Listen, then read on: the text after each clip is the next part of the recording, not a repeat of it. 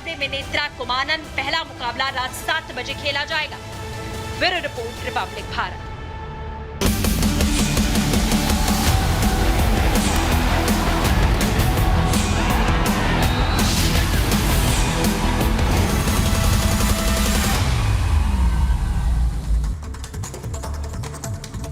और इधर फर्जीवाड़ा कर आईएएस बनी पूजा खेड़कर पर यूपीएससी ने बड़ी कार्रवाई की है और अब भविष्य में भी वो एग्जाम नहीं दे पाएंगे। 1 मिनट में पूरी खबर आपको दिखाते हैं। दस्तावेजों में हेरफेर कर यूपीएससी जैसी संस्थाओं को धोखा देने वाली आईएएस पूजा खेड़कर की अफसरशाही चली गई। संघ लोक सेवा आयोग ने अब तक का सबसे बड़ा एक्शन लेते हुए ट्रेनी आईएएस पूजा खेड़कर को बर्खास्त कर दिया है। आईएएस के लिए पूजा का सिलेक्शन रद्द कर दिया गया है।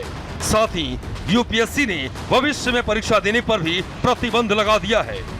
यानी अब पूजा खेड़कर भविष्य में भी कभी भी यूपीएससी का कोई एग्जाम नहीं दे पाएंगे। यूपीएससी की जांच में सामने आया है कि पूजा ने उम्र, माता पिता की गलत जानकारी, पहचान बदलकर तय सीमा से ज्यादा बार सिविल सर्विसेज का एग्जाम देकर सीएसई 2022 के नियमों का उल्लंघन किया।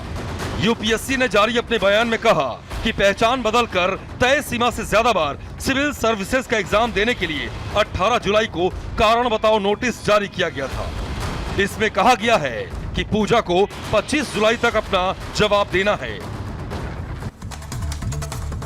और दर दिल्ली में रोड रेस की घटना सामने आई है, जहां एक मामूली विवाद में महिला को गोली मार दी गई। देखिए 1 मिनट में पूरी खबर।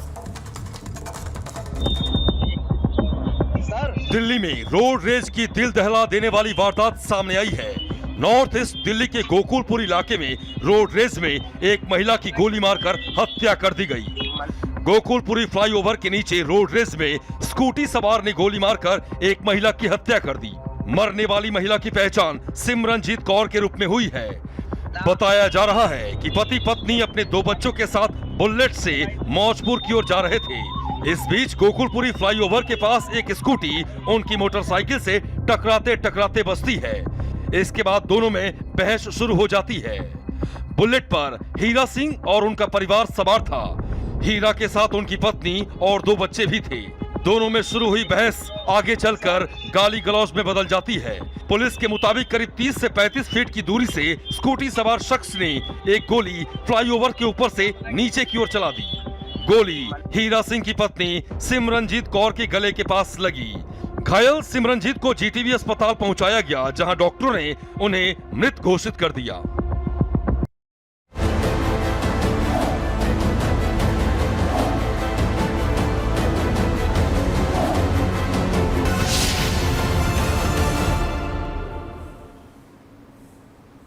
और ये दिल्ली की 8 तस्वीरें हम आपको दिखा रहे हैं कि किस तरह से बारिश कुछ घंटों की हुई और यहाँ दिल्ली में सैलाब उमड़ पड़ा है।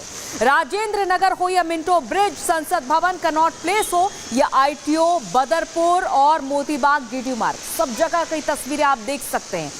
सब जगह पानी भरा हुआ है। राजेंद्र नगर में पहली तस्वीर तो आप समझिए कि स्टूडेंट्स यहीं पर प्रदर्शन कर रहे हैं। इस भरे पानी में जहां घुटने तक पानी भर चुका है, वहां पर उन छात्रों का अभी भी विरोध जारी है कोचिंग में जो घटना हुई थी उसके बाद से। और मिंटो ब्रिज पर देखिए, जहां वाहनों की आवाजाही लगातार रहती है, पानी भरा हुआ है और इसी भरे पानी से होकर के नाव की तरह इन गाड़ियों को निकलना पड़ रहा है। संसद भवन में भी कुछ इसी तरह से तस्वीरें सामने आ रही हैं, जहां पर पानी लगातार अब भर रहा है। और कनॉट प्लेस में ड्रेनेज सिस्टम की पोल खुलती नजर आ रही है, जहां पर पानी भर चुका है। आईटीओ देखिए, व्यस्ततम इलाका है और यहां पर भी पानी से होकर के लोगों को गुजरना पड़ रहा है। और एक एक कर हम आपको ये तस्वीरें दिखा रहे हैं। तो दिल्ली में भारी बारिश के बाद एक एक कर ये कलई खुल रही है कि किस तरह के इंतजाम रहते हैं। और ये तस्वीर हर साल की रहती है।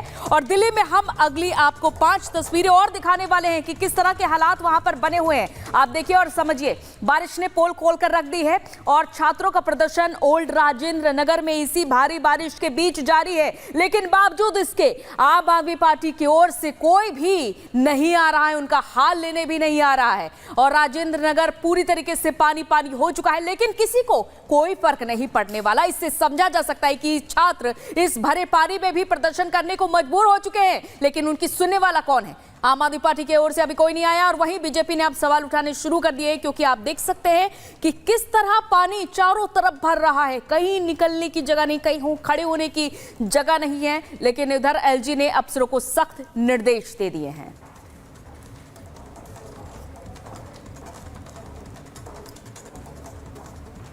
तो देखिए, दिल्ली में आज स्कूल बंद रहेंगे। भारी बारिश के चलते अलर्ट जारी किया गया है और सभी स्कूलों को बंद रखने के निर्देश दिए गए हैं, क्योंकि कहीं पर भी ऐसी जगह नहीं है जहां पर पानी ना भरा हो और ऐसे में कोई घटना हो। इससे पहले ही फिलहाल निर्देश तो जारी कर दिया गया है कि सभी स्कूल फिलहाल बंद रहेंगे कई घंटों तक। दिल्ली एनसीआर में जब बारिश होती है इसके बाद ये निर्देश दिया जाता है। ट्रैफिक जाम की स्थिति देखी जा रही है। कई जगह तो ऐसी हुई कि जहां इमारत भी गिर गई है दिल्ली में। तो इस तरह के हादसे हो रहे हैं। तो इससे समझा जा सकता है कि ये हर साल की स्थिति है, लेकिन इस हर साल की स्थिति में क्या बदलाव होता है? कुछ भी नहीं, सिर्फ पानी पानी दिल्ली हो जाती है और इसी जलमग्न दिल्ली से लोगों को दो चार होना पड़ता है। अपनी परेशानियों के बीच से अपने काम के लिए निकलना पड़ता है और तमाम जरूरी काम के लिए निकलना पड़ता है। ये दो तस्वीरें देखकर आप अंदाजा लगा सकते हैं कि दिल्ली पानी पानी हो चुकी है। हालांकि स्कूल बंद किए जा चुके हैं, लेकिन कब तक आखिर इस तरह की समस्या जारी रहेगी? तो मॉनसून की महज कुछ घंटों की झमाझम बारिश ने दिल्ली के इंतजामों की कलई खोलकर रख दी है। दिल्ली में सड़कें लबालब थी और भारी ट्रैफिक जाम भी देखने को मिल रहा है। दिल्ली के हाल पर बीजेपी पर आप सियासी प्रहार कर रही है। ये देखिए खास रिपोर्ट।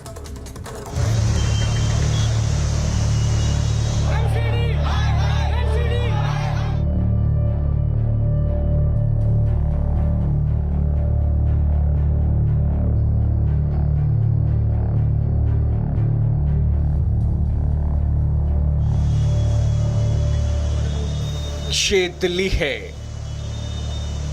देश की राजधानी, जो बारिश की चंद फुहारों के बाद ही मानो थम गई है। जगह जगह जल जमाव, सड़कें लबालब, सड़कों पर ट्रैफिक जैम। मॉनसून में मानो हर साल दिल्ली की यही कहानी है। दिल्ली के इस हाल की मानो एमसीडी को कोई फिक्र नहीं। सिस्टम मानो कान में तेल डालकर सो रहा है। दिल्ली के अलग अलग इलाकों की ये तस्वीरें दिल्ली की कहानी बयां कर रही हैं।